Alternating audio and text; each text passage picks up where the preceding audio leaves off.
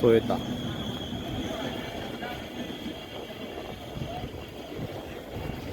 সোয়েতা। Hello পিপুল, welcome back. রাতের ধূপখোলা মাঠের ভিউতে স্বাগতম। আপনারা যারা রাতের ধূপখোলা ভিউ দেখতে চাইছিলেন শুধুমাত্র এই ভিডিওটা। আসলে আজকে এখন রাত বাজে হলো, দেখাই আমি একটু, ভালো ধরছে না।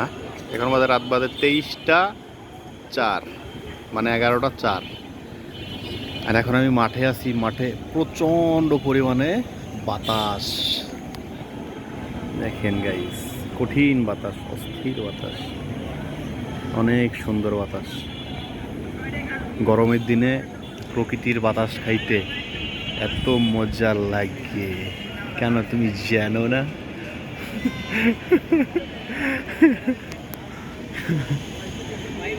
সবাইকে শুভরাত্রি, গুড নাইট, ধন্যবাদ।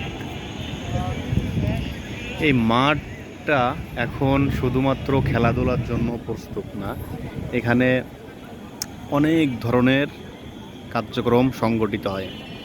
এক দিনের বেলায় পোলাপান খেলাধুলা করে, 2 বিকেলবেলা অনেক কাপলসরা ঘুরতে আসে, 3 নাম্বার অনেক মানুষ এখানে ব্যায়াম করে, এক্সারসাইজ করে, হাঁটাহাঁটি করে। আর চারপাশে যে বাউন্ডারিগুলো দেওয়া আছে, এই বাউন্ডারিতে সবাই বসে বাতাস খায়।